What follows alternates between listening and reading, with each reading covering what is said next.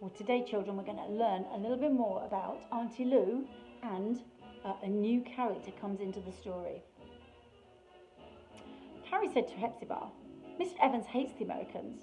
Auntie Lou was going to see her friend yesterday, but he wouldn't let her because once, when she went, she and this friend went to a dance with some American soldiers. I don't see why he feels like that, do you? I mean, it's a good thing the Americans have come, isn't it? To help us fight Hitler. Hepzibah was ironing.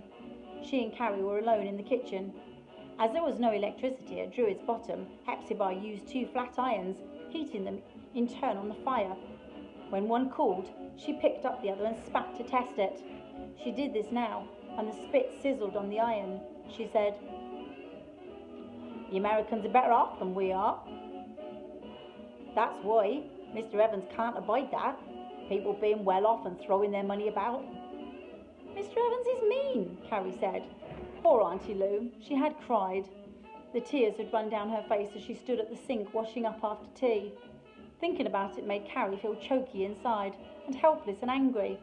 She said, "Mrs. Go-to-bed says he's a mean, cold, hard man." "He's had a cold, hard life and it's made him cold and hard," Hepzibah said. She was ironing one of Mr. Johnny's shirts and a warm, starchy smell filled the kitchen. "He saw his dad die down the pit and he couldn't save him. He came up and swore he'd never go down again. It was no life for an animal. And he stuck to that. He got a job at the grocer's shop, dog's body work, sweeping up and delivering. But he saved every penny he could till he had enough to put down with a loan from the bank to buy the place up. His wife was no help to him. She was a poor sickly creature and he had his young sister to care for besides his own boy. Mrs. Go-to-bed would have taken the girl, but he wouldn't allow it. The Go-to-beds led a bad life to his strict way of thinking, gambling and travelling and pleasuring, and he said Louisa should be brought up in the fear of the Lord." "Poor Auntie Lou," Carrie said. "Who's to say? I don't know. She'd have been better off here. Rich people's charity can be a cold business." Hepzibah sounded as if she knew about this. She folded the shirt she was ironing and pressed the collar flat, then smiled at Carrie. "Whatever the rights and wrongs of that matter, Mr. Evans has had a hard, lonely fight, and it's made him bitter against those who haven't. It's what he's got against Mrs. Go-to-bed when you come down to it.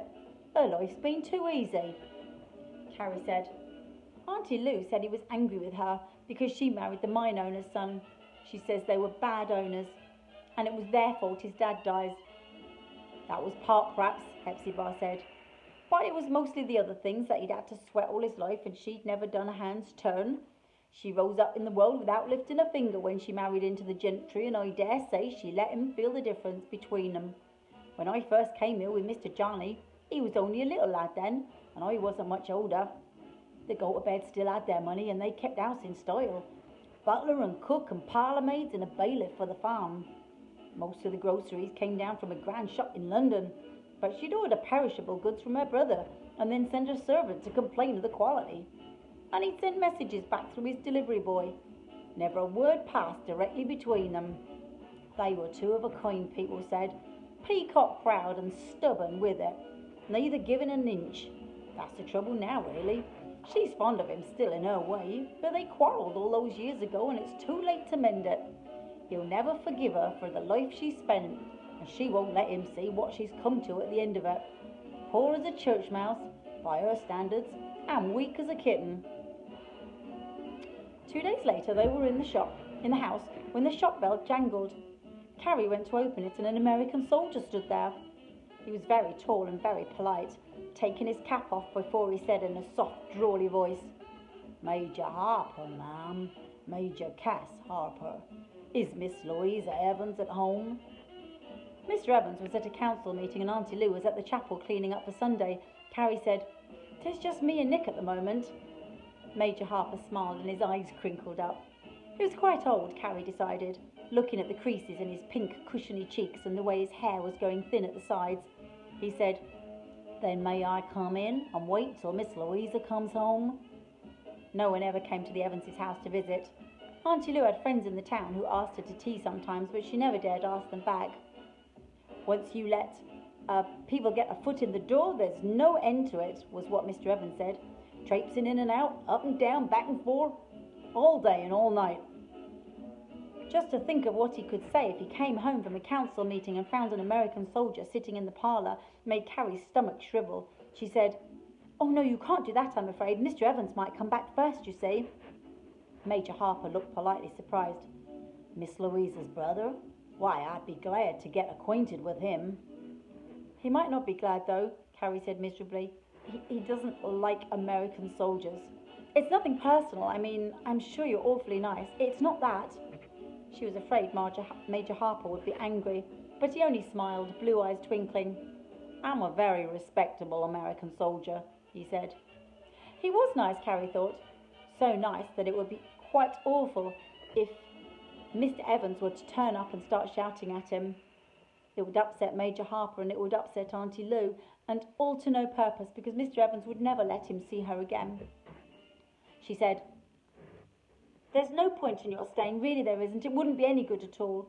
Even if you did see her, Mr. Evans wouldn't let you go out with her to a dance or the pictures or anything. Mr. Evans says dance halls and cinemas are haunts of the devil, and a frivolous woman is an abomination in the eyes of the Lord." Major Harper had stopped smiling. His plump, rosy face was very solemn indeed, and so was his voice. "Miss Louisa is a very lovely, gracious lady, and I wouldn't wish to be a trouble to her." "You would be, I'm afraid," Carrie said. "He'd make her cry. He's always making her cry." "I see," Major Cass Harper said. "I'm obliged to you for explaining the situation. Perhaps you'll say—" He paused as if wondering what Carrie could tell Auntie Lou. "Tell her I called," he said. "Just that. And that I'm real sorry I missed her." Carrie watched him go up the steep main street. An army car was parked outside the Dog and Duck and he disappeared into the pub without looking back.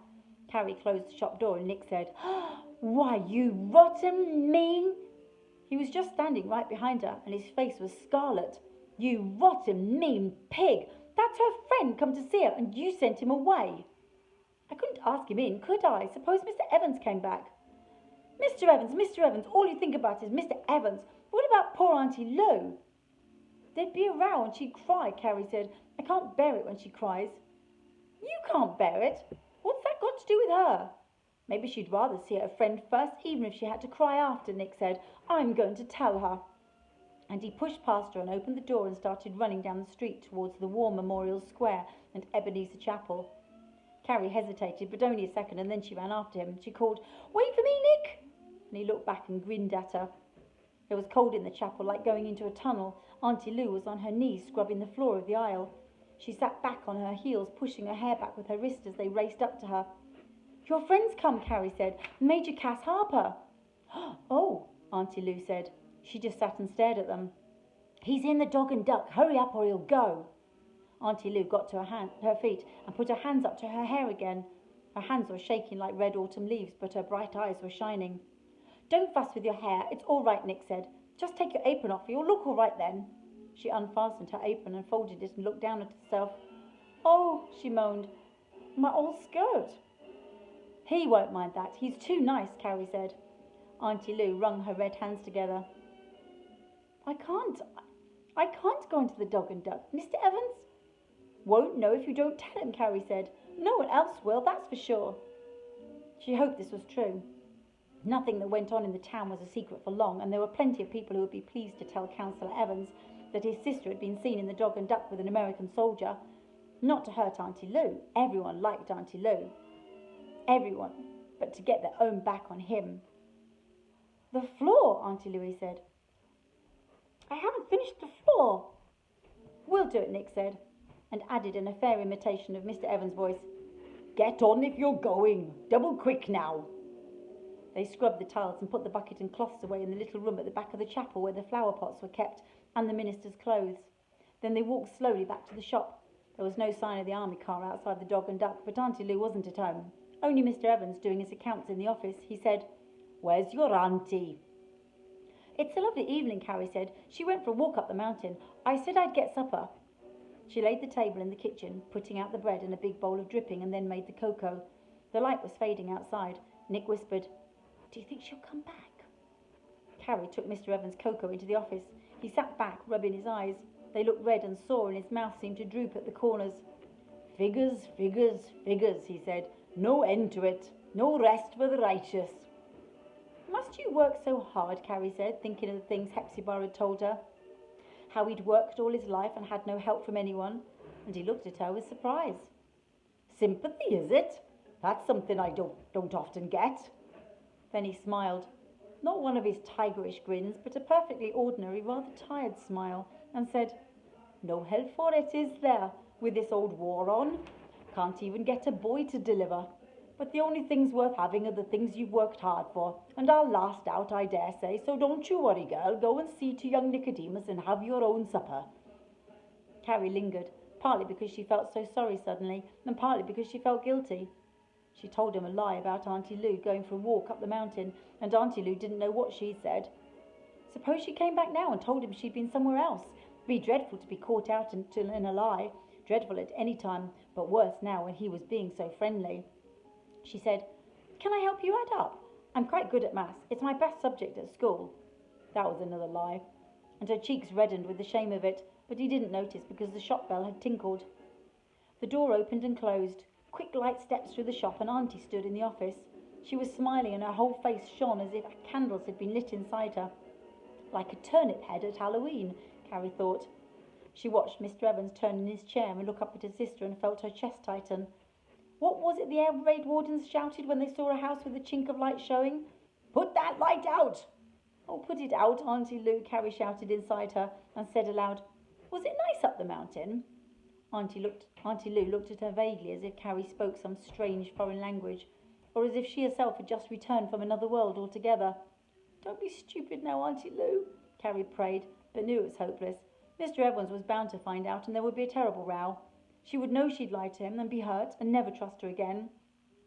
She stood with her head bowed, waiting for the story to break over it, but all he said was, Oh, it's all right for some, isn't it? Messing and humbugging about all hours of the night. Clear off and get your supper, the pair of you. Some of us have to work for our living.